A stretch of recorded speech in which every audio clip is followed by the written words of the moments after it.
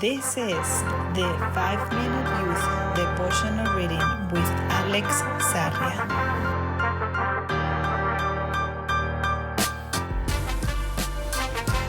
July 18.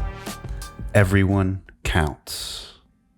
Matthew 18:20 says, "For where are 2 or 3 gathered as my followers, I am there with them." Nobel Prize laureate Samuel Joseph Agnew wrote Guest for a Night, a novel that described the declining Jewish communities of Eastern Europe. In a certain passage, a situation that seems surprising to us is explained: the imperative need for the presence of a Jewish man so that a group of people could pray or read the Torah. And it's because in Judaism, it is mandatory that there be 10 adult males for certain rites.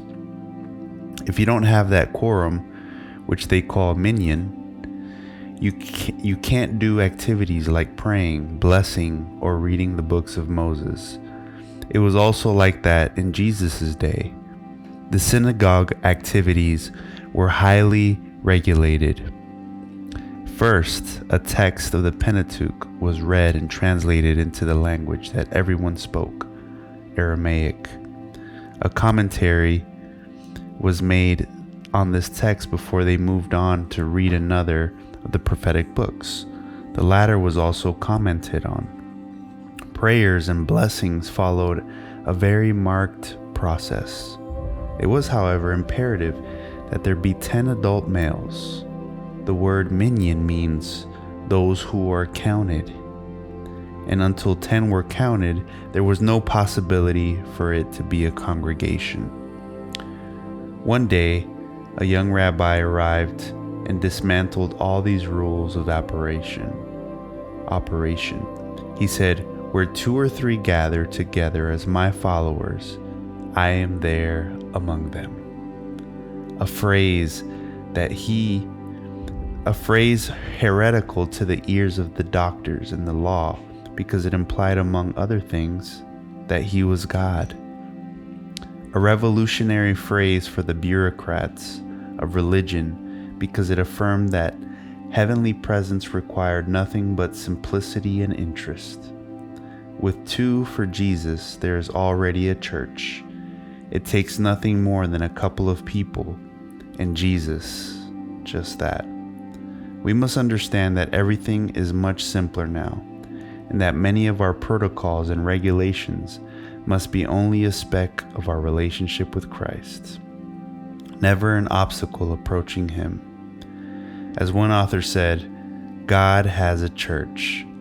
It is not the great cathedral, neither is it the national establishment, neither is it the various denominations. It is the people who love God and keep His commandments. Where 2 or 3 are gathered together in my name, there I am in the midst of them. Where Christ is even among the humble few, this is Christ's church, for the presence of the High and Holy One, who inhabiteth in eternity, can alone constitute a church.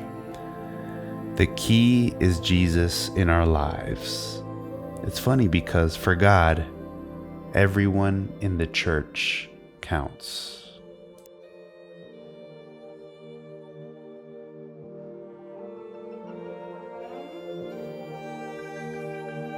Thank you guys so much for tuning in. If this was helpful for you, please share it with a friend. And if you haven't already, please subscribe. Always remember this: walking with God is the greatest thing you could ever do. You are His priority. Make Him yours, and you will always live out your purpose. God bless.